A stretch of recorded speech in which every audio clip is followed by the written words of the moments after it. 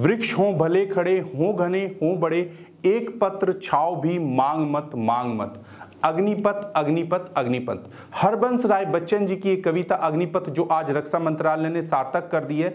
नमस्कार दोस्तों, देश में जहां देखो वहां अग्निपथ स्कीम की ही चर्चा है। युवाओं में इस स्कीम को लेकर बेहद गुस्सा है और जन आक्रोश इतना ज्यादा बढ़ गया है कि रक्षा मंत्री को इस स्कीम को बताने के लिए मीडिया से खुद रूबरू होना पड़ा है।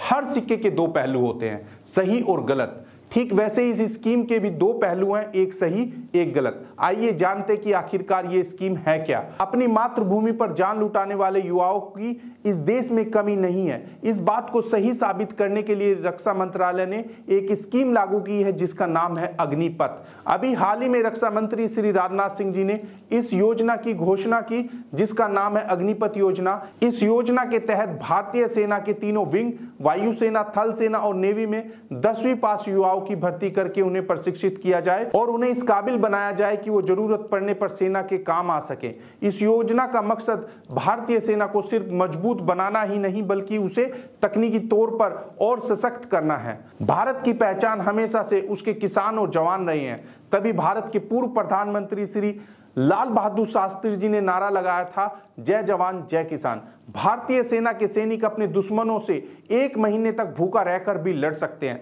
भारतीय सेना विश्व की चौथी सबसे बड़ी ताकत सेना है।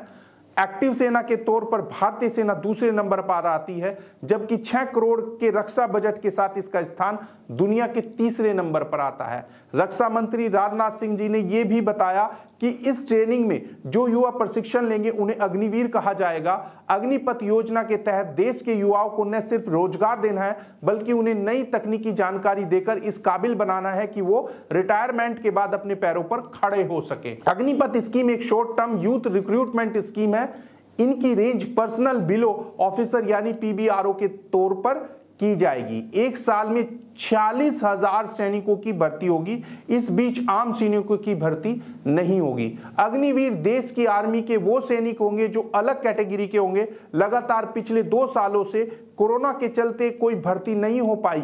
भारतीय युवाओं का सेना में रुझान बढ़ाने के लिए और इसी के मद्देनजर ही सेना ने ये कदम उठाए हैं। आमतौर पर एक सैनिक को 11 महीने तक प्रशिक्षण देने के बाद ही वो सैनिक कहलाता है, लेकिन अग्निपथ योजना के 6 महीने की ट्रेनिंग के बाद ही सैनिक बन जाएंगे। यहां पर हर माह एक सैनिक को 30,000 मासिक वेतन दिया जाएगा, जिससे ये 30% का हिस्सा फंड में जमा होगा। सरकार भी 30% जमा करेगी। कुल मंत्रालय ने ये जानकारी भी दी है कि इस योजना से भारतीय सेना में उम्र का औसत 2030 तक 32 से घटकर 24 से 23 तक हो जाएगा। सेना का मकसद इस योजना के तहत भारतीय सेना में सैनिकों की भर्ती को बढ़ाना है। अगर हम पिछले 2 सालों को छोड़ दे तो लगभग हर साल 60,000 सैनिकों की भर्ती की जाती है और उतने ही रिटायर भी हो जाते हैं। सेना इस स्कीम के चलते अगले 10 सालों में युवा और अनुभवी सैनिकों के अनुपात को 1:1 पर लाना चाहती है।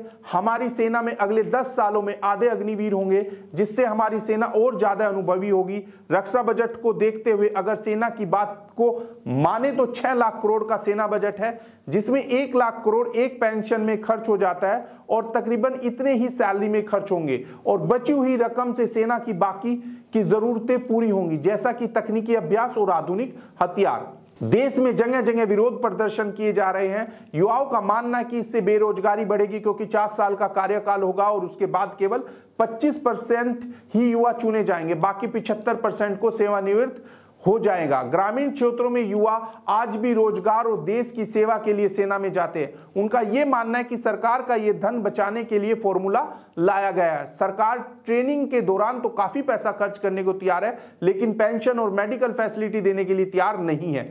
6 माह के कम समय में पूरी तरह से कोई सैनिक तैयार नहीं हो सकता। अगर हम इसके पॉजिटिव और निगेटिव पॉइंट ऑफ व्यू को देखें तो इस स्कीम के 2 पहलू हैं जो निष्कर्ष में आते हैं। पहले हम निगेटिव पॉइंट की बात करते हैं। कार्यरत सैनिकों को आम सैनिकों की तरह मेडिकल और कैंटीन सुविधाएं नहीं मिलेंगी। 4 साल के कार्यकाल के बाद सेनानिवृत्त होने पर केवल 25% ही चुने जाएंगे और बाकी 75% का कार्यकाल समाप्त हो जाएगा। 21 साल के जवान काफी यंग होंगे। 4 साल से सेना में भर्ती न निकलने के कारण ओवर एज बच्चे प्रदर्शन कर रहे हैं। कम समय में बड़े हथियार ट्रेनिंग या सुरक्षा के लिए तैयार नहीं हो पाएंगे। 21 से 25 साल के बाद सेवानिवृत्त होने पर नौकरी मिलने की कोई गारंटी नहीं होगी, जबकि बहुत से स्टेट के सीएम ने उनको प्राथमिकता देने की बात की है। अब आते हैं पॉजिटिव पॉइंट पर। सैनिक 18 लाख तक लोन ले सकते हैं, चाहे वो उच्च शिक्षा के लिए या फिर व्यापार के लिए। 6 महीने की चयन प्रक्रिया शुरू की जाएगी, यानी साल में 2 बार। 23 साल के नागरिक भी आवेदन कर सकते हैं। रिटायरमेंट के समय सैनिकों की सैलरी और सरकार के 30% अनुदान से और 30% राशि फंड में जमा होगी, जो 11,70,000 होगी, जिससे आप रिटायरमेंट के बाद अपने बिजनेस को शुरू कर सकते हैं। गृह मंत्रालय ने असम राइफल में भर्ती के लिए अग्निवीरों को निर्धारित अधिकतम प्रवेश आयु सीमा में 3 वर्ष की छूट देने का निर्णय किया है।